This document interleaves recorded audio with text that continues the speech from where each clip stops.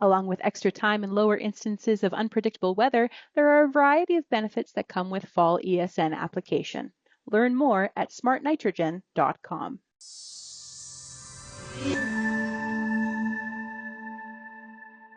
Hi, I'm Amber Bell, and this is Real Agriculture. I am sitting here today with Mike Warkentin of P&H Milling Group. So welcome, Mike. It's wonderful to have you. Thank you very much. It's fantastic to be on the show. I'm looking forward to it. Thanks, Amber. So you guys just made a really big announcement at P&H Milling Group about a plant in Red Deer or in that area. Is that correct? Yes, we sure did. Just outside Red Deer in Red Deer County, actually right by the Red Deer Regional Airport. And we are very excited about it. I bet. So tell me a little bit about P&H Milling Group and exactly what you guys do. Yeah, absolutely. So we are one of the largest Canadian-owned flour millers. Coast to coast, we have operations in 6 different provinces. We intake Canadian, all of our flour is milled with Canadian wheat, which we intake really from across the country, with a heavy component of that coming from here in the prairies. But you won't necessarily see our flour in a consumer brand. The majority of our stuff goes to commercial baking, but the majority of Canadians on a day-to-day consume our product without knowing it, and we take a lot of pride in milling the highest quality flour here in Canada. That's wonderful.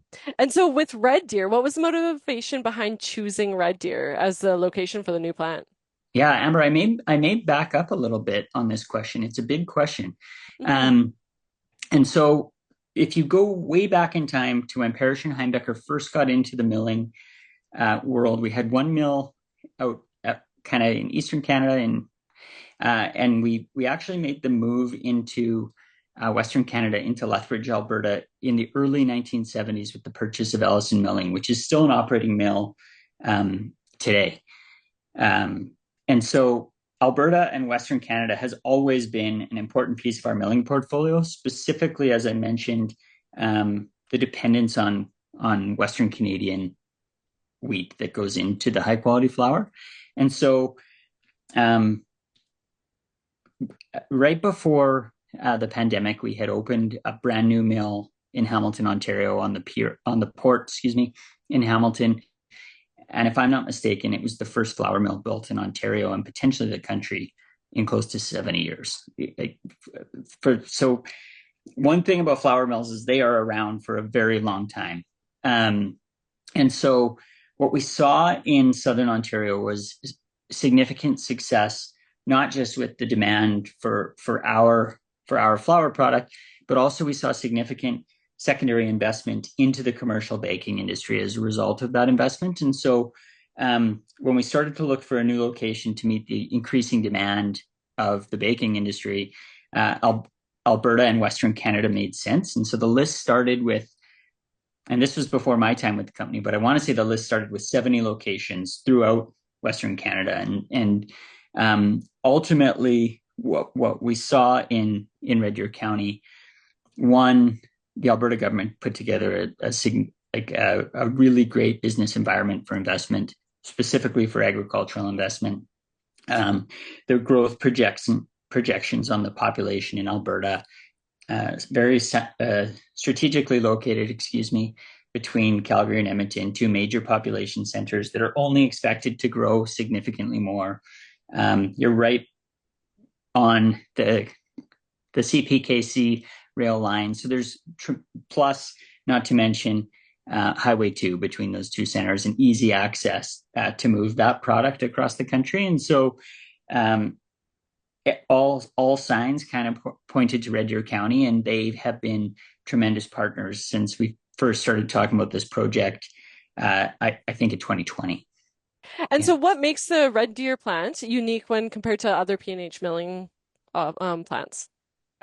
So as I mentioned, it's obviously a brand new plant, and our plant in Lethbridge, I'm going to get this wrong, and being from Lethbridge, I should know this, but it was built in the early 1900s. And so the difference is that this one will be state of the art. This one will produce the highest quality flour. Not that we don't in Lethbridge, but very similar to our plants in Hamilton.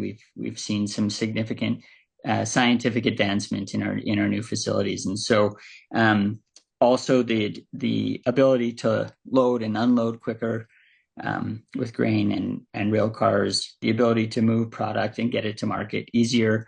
It gives the industry significant advantage, and it gives the Canadian farmer the Western Canadian farmer more opportunity to get their product to market in a high demand situation for Canadian flour and ultimately for Canadian baked goods. That's great. And I read somewhere about like it's a little bit more sustainable. Can you speak into that a little bit? Yeah. So one of the things that we're very proud in the milling process is there's very little waste in the milling process, and so like one of my colleagues, the president of our division, likes to say that dust is money in our industry, and so we try to produce as little waste as we possibly can. What can't go into flour goes into our mill feed, which ultimately goes into the feed industry and feeds livestock. And so there's kind of trickle down impacts from the milling industry on the agricultural sector and ultimately on the food security of Canadians.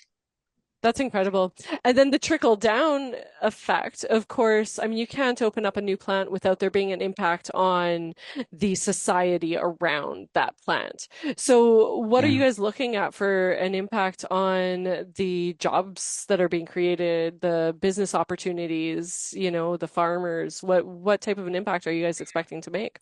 Yeah, so I spoke a little bit about the access to market for the farmers, and I think we all know, and I'm sure the listeners of the show know very well, that Canadian agricultural products are in high demand throughout the globe. And Canadian wheat and Canadian flour is no different. So we do have a very small, or I shouldn't say very small, we do have an export program of finished flour. We have the vast majority of our product goes into the commercial baking industry, which is coast to coast, and it's everything you see as a consumer in the grocery stores, everything that's available for purchase that you think takes in flour, we participate in a lot of those verticals. And so it is, I mean, as I say, it's increased. Canada continues to grow and that demand continues to grow. And then, as I mentioned, that demand for Canadian baked products elsewhere throughout the world continues to grow. And so I guess that's the forefront is the food security for the Canadian people and beyond. On the Red Deer County and area community, we do anticipate this plant being around 25 to 30 full-time, highly skilled jobs, approximately 200 construction jobs throughout the couple of years that it will take to build this plant. That doesn't include any of the logistics jobs that would benefit from this facility in trucking, rail transportation, et cetera.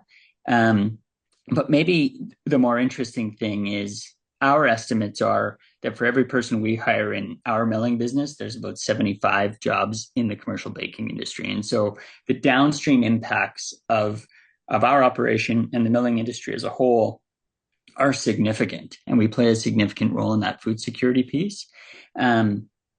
And so that's the story we like to tell, is that it is a major employer and it's a major industry that kind of your day-to-day Canadian may not have the most visibility on. It's you go to the grocery store and see your loaf of bread or your donuts or whatever it may be, and don't really know what that process is. Right, for sure. And so then how does the opening of this plant fit into some of the broader trends that you've been seeing in the milling and food processing industries? Yeah, so I can speak to the milling. I won't speak necessarily to the broader food processing industry, but what we've seen a lot of international diets joining kind of the repertoire that have high demand for high quality wheat. We know that with some of our clients in Eastern Canada, a lot of the majority of the industry is really kind of triangulated on that Toronto to Montreal corridor simply because of the population, and then it branches out into the other provinces and into the other population centers.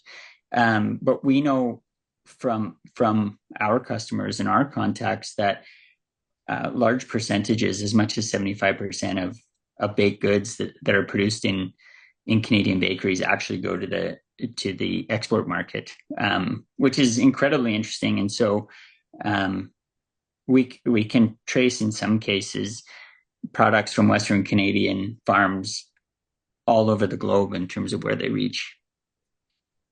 That's great. It's funny because you think like, hey, I want to know where my food comes from. And there's a lot of people thinking that way right now. And we think about that with meat, but I think that's an undertold story probably when it comes to some of our grains and our breads and. Yeah, I completely agree, and it's been one since joining the company that I've been happy to help tell. It's certainly one that I think in the majority of conversations I have, and I assume the listeners of Real Ag obviously have a more intrinsic knowledge of kind of that chain, but in the sort of the day to day grocery store goer as that you talk to, that whole process kind of from farm to table, and even as I mentioned to you in the preface, I am from Southern Alberta and from Lethbridge, and so even down into Montana, there's products in the grocery stores that we know comes from Western Canadian farmers, gets processed at a mill in Canada, and ends up in the grocery stores all throughout the United States into other parts of into the other parts of the globe as well. So it is a fascinating story to tell, and I'm happy to tell it. Well, that's We're happy to fantastic. tell it. Thank you so much for joining us today, Mike. It was wonderful having you. Amber, And it's my pleasure. Thank you. it was great. And that was Mike Warkentin on Real Agriculture.